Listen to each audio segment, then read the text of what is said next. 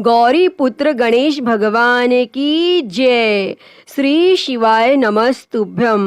प्रिय भक्तजनों, आप सभी को भौम प्रदोष व्रत की हार्दिक शुभकामनाएं। भगवान श्री शंकर पार्वती जी की कृपा आप और आपके समस्त परिवार पर सदैव बनी रहे। भक्तजनों, आज मंगलवार के दिन भौम प्रदोष व्रत है। प्रदोष व्रत हर महीने की त्रयोदशी तिथि को रखा जाता है।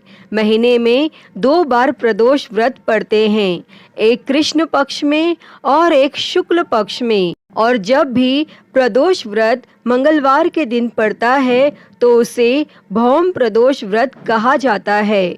इस दिन व्रत रखने से और भगवान शिव जी की पूजा करने से कुंडली में हर प्रकार का ग्रह दोष दूर हो जाता है। ऐसे लोग जिनकी कुंडली में मंगल दोष हो, उन्हें भी इस व्रत को रखकर प्रदोष काल के समय भगवान शिव जी की पूजा करके व्रत कथा अवश्य ही पढ़ना या सुनना चाहिए। इस दिन भगवान शिव जी और माता पार्वती जी के साथ मंगल देव की पूजा भी की जाती है। तो प्रिय भक्तजनों, आज हम इस वीडियो में मंगल प्रदोष व्रत अर्थात की भौम प्रदोष व्रत की कथा सुनेंगे। तो आप सभी भक्तजन इस कथा को बड़ी ही श्रद्धा, ध्यान पूर्वक और प्रसन्न चित्त मन से पूरा अवश्य सुनिएगा। तो सभी प्रेम से बोलिए श्री शंकर पार्वती भगवान की जय, मंगल देव की जय। पौराणिक कथा के अनुसार एक समय की बात है, एक नगर में एक वृद्ध महिला रहा करती थी। उसके साथ उसका बेटा भी रहता था।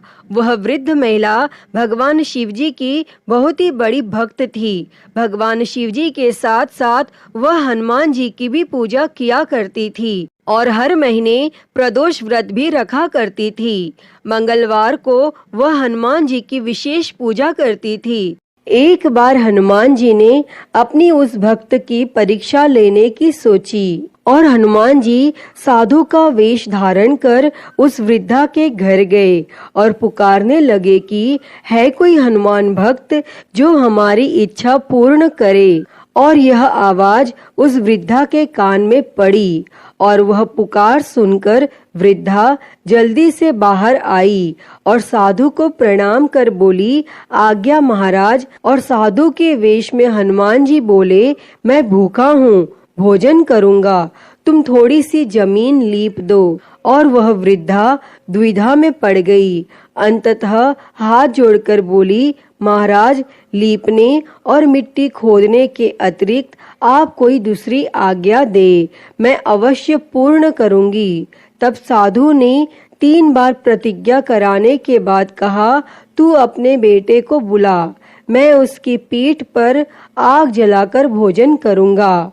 और यह सुनकर वृद्धा घबरा गई, परंतु वह प्रतिज्ञाबद्ध थी और उसने अपने पुत्र को बुलाकर साधु को सौंप दिया। और साधु वेशधारी हनुमान जी ने वृद्धा के हाथों से ही उसके पुत्र को पेट के बल लिटाया और उसकी पीठ पर आग लगवा दी। और आग जलाकर दुखी मन से वह वृद्धा अपने घर में चली गई। और इधर भोजन बनाकर साधु ने वृद्धा को बुलाकर कहा कि उनका भोजन बन गया है, तुम अपने पुत्र को पुकारो ताकि वह भी आकर भोग लगा ले। तब इस पर वह वृद्धा बोली, उसका नाम लेकर मुझे और कष्ट ना दो। लेकिन जब साधु महाराज नहीं माने तो वृद्धा ने अपने पुत्र को आवाज लगाई और वह अपनी माँ के पास आ गया। और अपने पुत्र को जीवित देखकर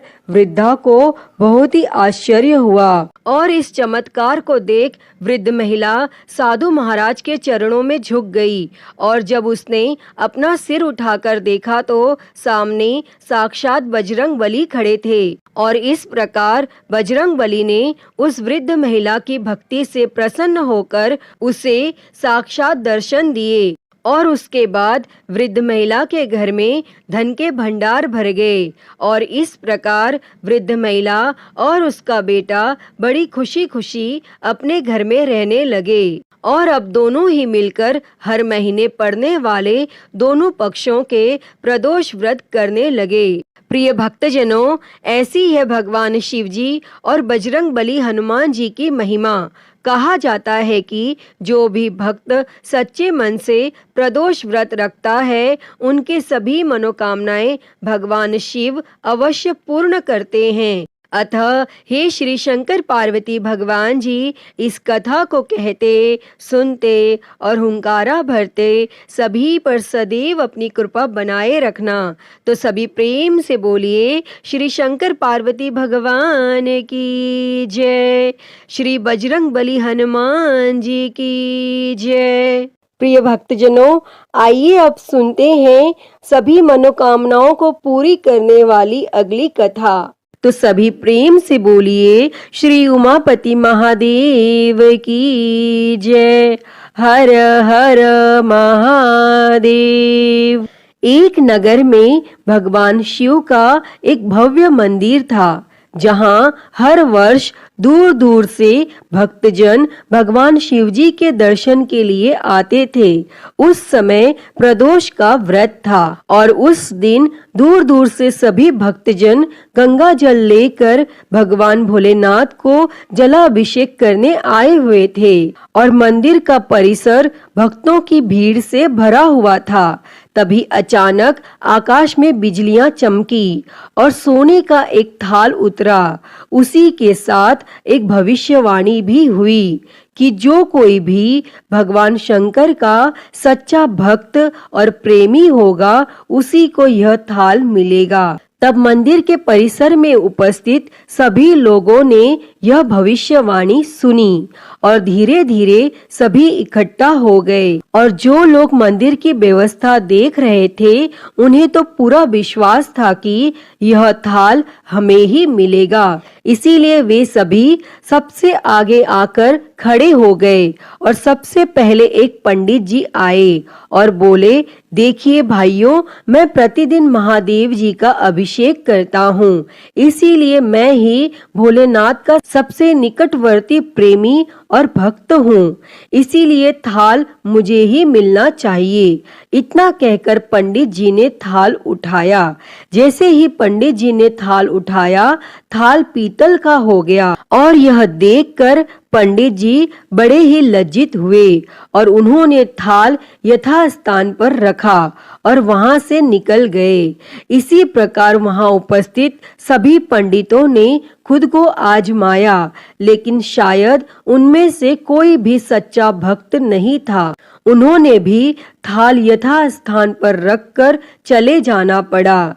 और इसके बाद उस नगर के राजा का आगमन हुआ और राजा साहब आगे आए और बोले कि हे प्रजाजनों, मैंने महादेव के मंदिर में बड़ी भारी दान दक्षिणा की है, इसीलिए यह थाल मुझे ही मिलना चाहिए।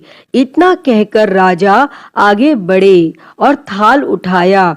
जैसे ही राजा ने थाल उठाया, थाल तांबे का हो गया और यह देखकर महाराज भी बड़े लज्जित हुए और थाल को यथास्थान पर रखकर एक तरफ खड़े हो गए। और इसके बाद इसी तरह एक एक करके दानी, महात्मा और भक्त पधारे और थाल को उठाया, लेकिन किसी के हाथ में कुछ और किसी के हाथ में कुछ और हो गया, लेकिन सोने का नहीं रहा। तब लोगों को पता चला कि हम में से कोई भी महादेव का सच्चा भक्त नहीं है। और उसी समय एक किसान का आगमन हुआ। वह बेचारा महीनों बाद आज प्रदोष व्रत के शुभ अवसर पर शिवजी के दर्शन करने आया था। गरीबी और गृहस्थी के बोझ तले दबा दिन रात खेतों में मेहनत मजदूरी करके अपना और अपने परिवार का गुजारा करता था।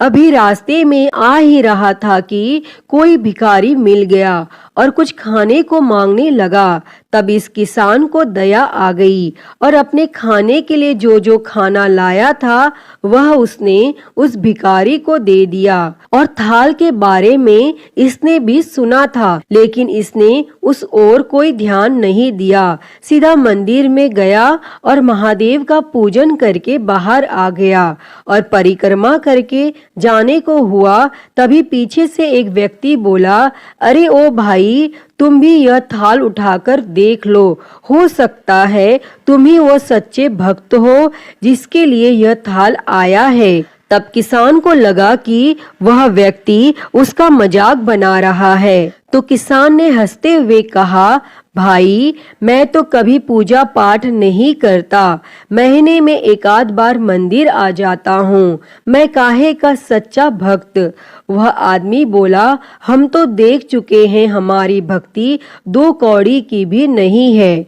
अब तुम ही अपना हाथ लगाकर देख लो, सोने का थाल मिले ना मिले, किंतु पता तो चल जाएगा कि तुम्हारी भक्ति में कितनी सच्चाई है। तब लोगों के बहुत ही आग्रह करने पर आखिर उस भोले भाले किसान ने जाकर थाल उठाया, और जैसे ही उसने थाल उठाया तब लोगों के आश्चर्य का ठिकाना नहीं रहा।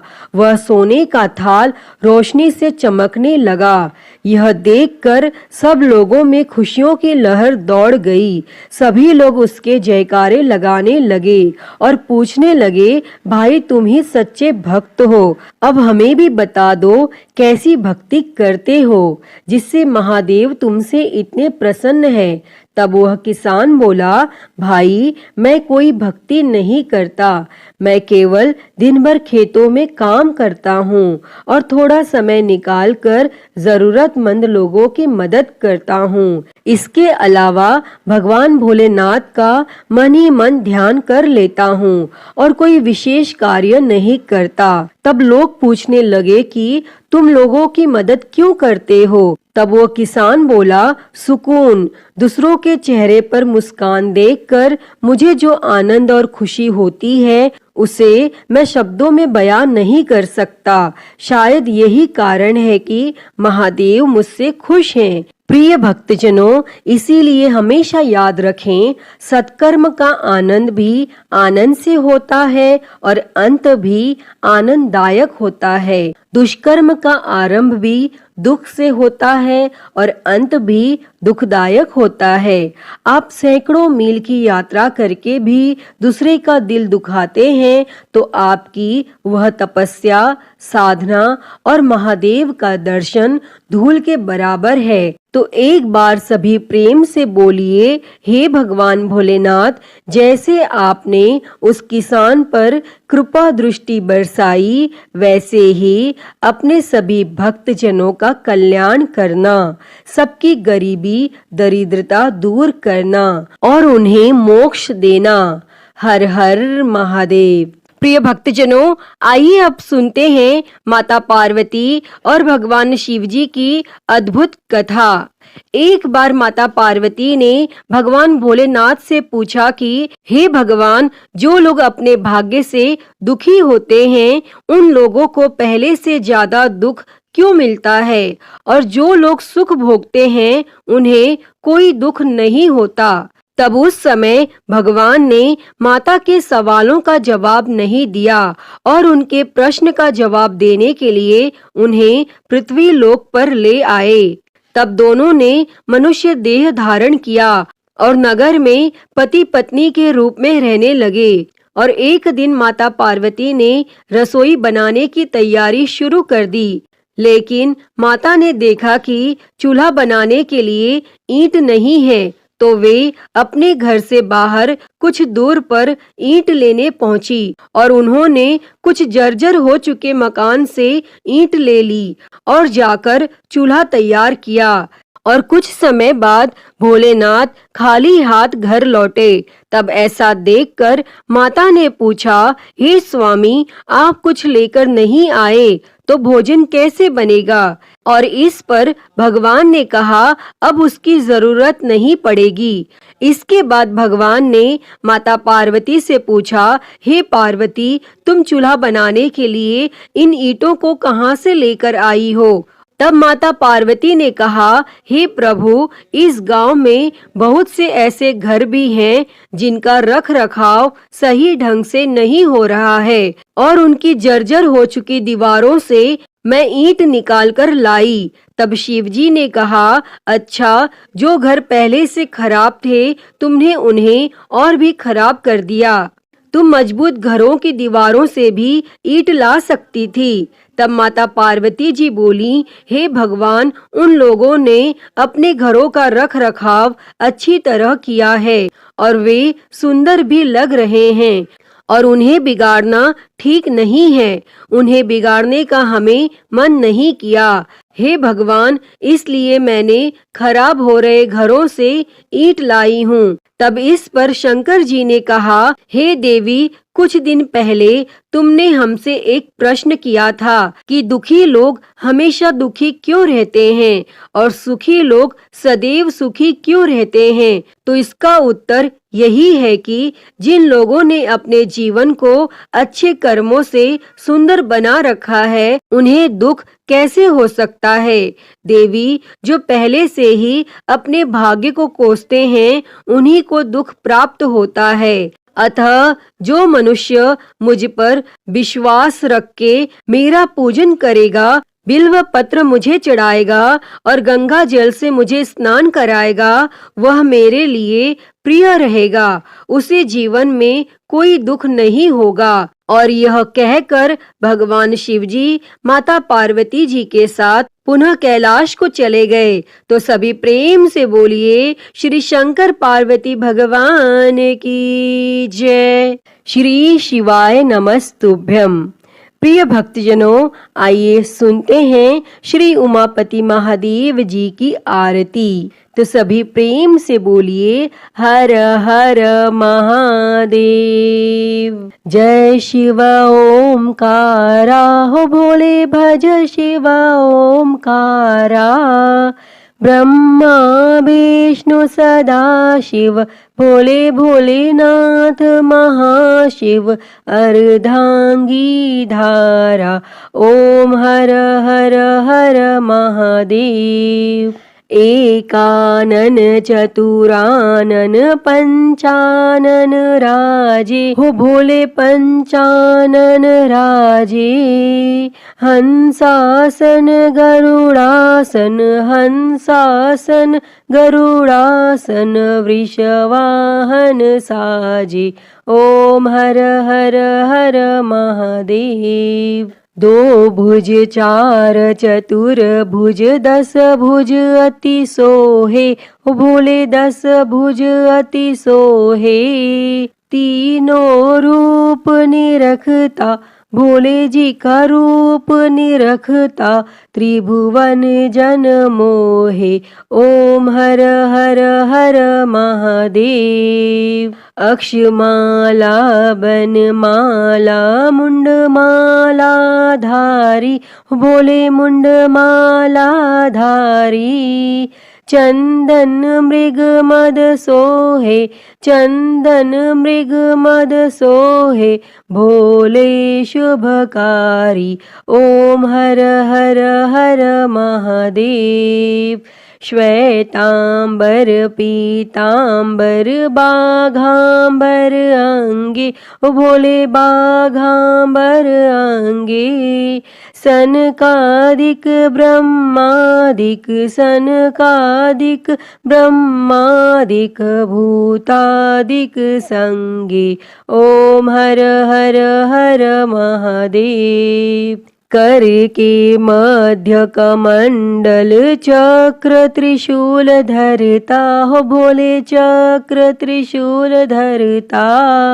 जग करता जग भरता, जग करता जग भरता। जग संहार करता, ओम हर हर हर महादेव।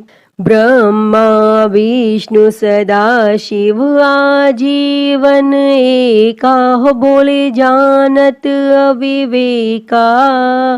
प्रणव अक्षर के मध्य, ओम अक्षर के मध्य। ये तीनों एका, ओम हर हर हर महादेव। काशी में विश्वनाथ विराजे नंदी ब्रह्मचारी, हो बोले नंदी ब्रह्मचारी।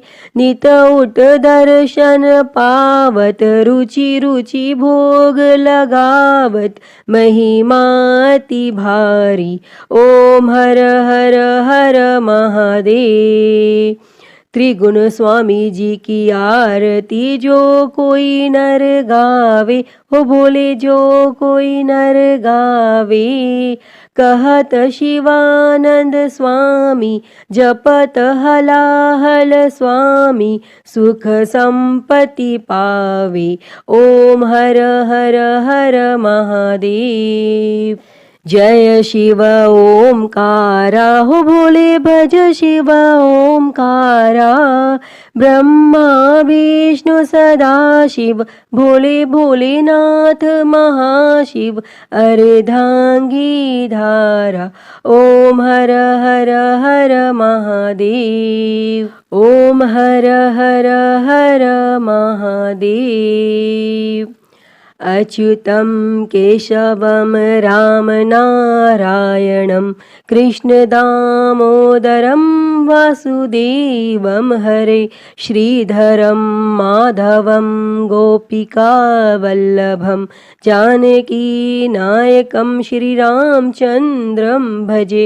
हरे राम राम राम हरे हरे, हरे कृष्णा कृष्णा कृष्णा हरे हरे, हरे राम राम राम हरे हरे, हरे कृष्णा कृष्णा कृष्णा हरे हरे। बोलिए भगवान श्री रामचंद्र जी की जय। वृंदावन बिहारी लाल की जय। काशी विश्वनाथ महादेव की जय। श्री गणेश जी महाराज की जय। माँ भगवती की जय। धर्म की जय हो, अधर्म का नाश हो, प्राणियों में सद्भावना हो, विश्व का कल्याण हो, गौ हत्या बंद हो, गौ माता की सेवा हो, विश्व में शांति हो। ओम शांति शांति शांति ही।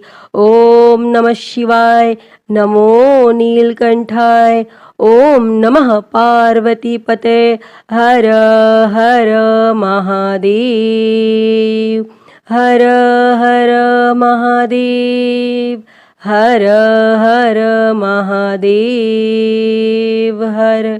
प्रिय भक्तजनों, तो मैं उम्मीद करती हूँ कि आपको आज की यह कथा पसंद आई होगी, और अगर वीडियो अच्छी लगी हो तो इसे लाइक करें, ज़्यादा से ज़्यादा शेयर करें, और कमेंट बॉक्स में श्री शंकर पार्वती भगवान की जय लिखना ना भूलें। और हरिहर भक्ति चैनल को सब्सक्राइब कर नोटिफिकेशन बेल को ज़रूर ऑन कर लें। हर हर महादेव। धन्यवाद।